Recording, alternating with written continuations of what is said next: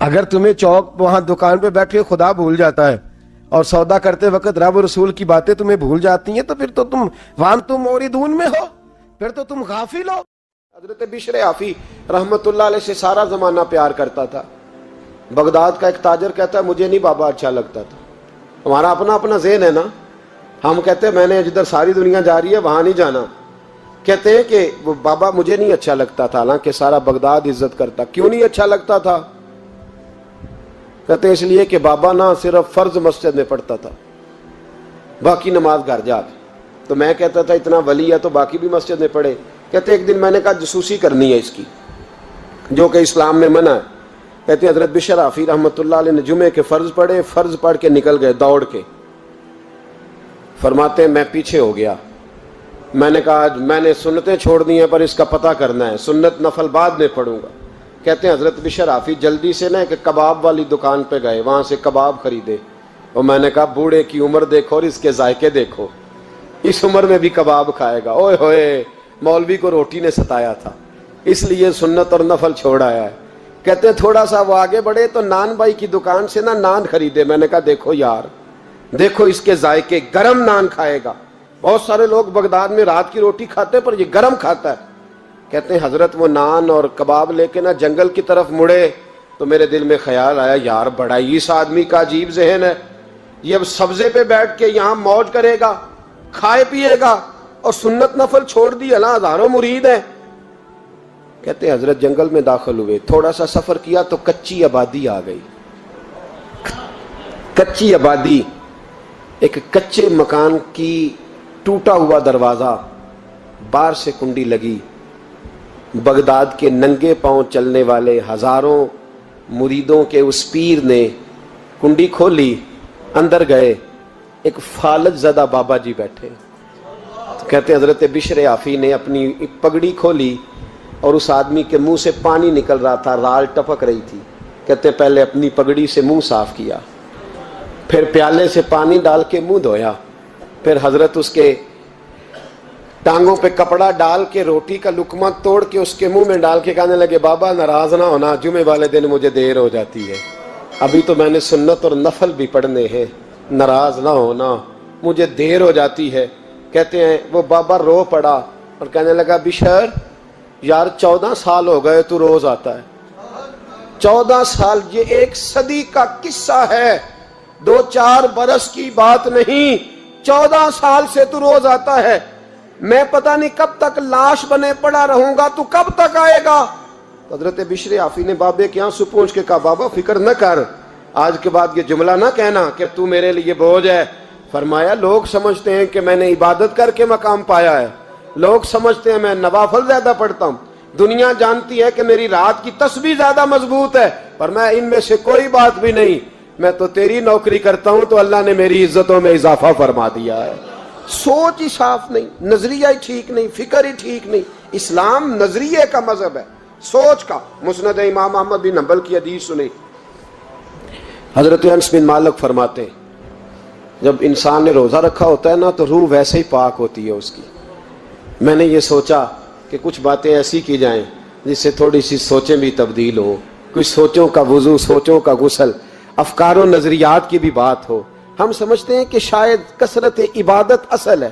اقبال کہتے ہیں یہ ذکر نیم شبی، یہ مراقبے، یہ سرور، تیری خودی کے اگر نگہباں نہیں تو پھر کچھ بھی نہیں ہے، تیری خودی کے اگر، اور پھر عام چیز نہیں کہا یہ ذکر نیم شبی، سویرے سحری کا ذکر، یہ مراقبہ، یہ جو تو گھنٹوں اللہ کی یاد میں بیٹھا رہتا، یہ سرور، کہتے بے کیف عبادت نہیں، سرور والی، یہ ذکر نیم شبی، یہ مراقبے، یہ سرور، تیری خودی کے اگر نگہباں نہیں، اگر تیرے نظریے کو نہیں بدل سکے، تیری سوچ نہیں بدل سکے، تیرا ایمان مضبوط نہیں کر سکے، تیری خودی کی اگر نگہباں نہیں تو پھر کچھ بھی نہیں۔ اور خرد نے کہہ بھی دیا لا الہ الا اللہ تو کیا حاصل، دل و نگاہ، دل و نگاہ، دل و نگاہ اگر مسلمان نہیں تو پھر کچھ بھی نہیں، دل و نگاہ۔ اقبال کہتے ہیں ایک دل کا کلمہ پڑھ، دوسرا نظر کا کلمہ پڑھ، ان پہ پابندی لگا۔ دل و نگاہ اگر مسلمان نہیں تو پھر تو کچھ بھی نہیں، کچھ بھی نہیں. حضرت انس بن مالک کہتے ہیں میں حضور کے پاس بیٹھا تھا, حضرت عبداللہ ابن عمر بھی بیٹھے تھے, کوئی بات ہو رہی تھی, ایک حجرے میں بیٹھے تھے, دروازے پہ دستک ہوئی. مسند امام احمد میں حدیث ہے, نبی پاک علیہ السلام نے فرمایا انس دروازہ کھولو, دروازے پہ وہ بندہ ہے جس کو اللہ بغیر حساب کتاب جنت عطا فرمائے گا, وہ بندہ ہے دروازے پہ. حضرت انس بن مالک کہتے ہیں میں نے دروازہ کھولا تو بندہ دیکھا, غریب سا ایک انصاری صحابی, اور بندہ بڑا سادہ, وضو تازہ کر کے آیا ہے تو پانی کے قطرے داڑھی سے بہہ رہے ہیں, اور چمڑے کے جوتے اس نے لپیٹ کے نا تو بغل میں چھپائے ہوئے, آ کے اتحیات کی حالت میں بیٹھا, حضور سے 2-4 باتیں کی, چلا گیا. ہم اس کا رنگ دیکھتے رہے اور مصطفیٰ کا کرم دیکھتے رہے. اس کو حضور نے جنتی کہا ہے. کہتے ہیں اگلے دن اسی ٹائم اسی وقت ہم حضور کے پاس بیٹھے تھے, پھر دروازے پہ دستک ہوئی. حضور نے فرمایا دروازہ کھولو, دروازے پہ وہ بندہ ہے جسے اللہ بغیر حساب کتاب جنت عطا فرمائے گا, بغیر حساب. کہتے ہیں دروازہ کھولا, اور جیسے ہی میری نظر پڑی, بندہ بھی وہی ہے جو کل آیا تھا, اور انداز بھی وہی ہے جو کل تھا, اسی طرح پانی کے قطرے, اسی طرح جوتے بغل میں. السلام علیکم, کل حضور فلاں بات کی تفصیل پوچھنی مجھ سے رہ گئی تھی, غلطی ہوگی, دوبارہ آیا ہو. اس نے اپنی گفتگو کی, چند جملوں میں بات سمیٹی, چلا گیا. فرماتے ہیں اتفاق کی بات کہ دن تیسرا, بندے بھی ہم دونوں, میں اور عبداللہ ابن عمر. حضرت انس بن مالک کہتے ہیں دونوں بیٹھے تھے, سیم ٹائم سیم ڈے. پھر دستک ہوئی, حضور نے فرمایا دروازہ کھولو, اور مسکرا کے فرمایا دروازے پہ وہ بندہ ہے جسے اللہ بغیر حساب کتاب جنت عطا فرمائے گا. کہتے ہیں کھل اٹھے ہمارے چہرے, باہر گئے, دستک ہوئی تھی, دروازہ کھولا. فرماتے مجھے یقین تھا وہی ہوگا جو 2 دن پہلے آیا تھا, اور میرے یقین کے مطابق ہی کام ہوا, وہی بندہ تھا جو کل بھی تھا, جو پرسوں بھی تھا, حالت اور کیفیت اور انداز بھی وہی تھا.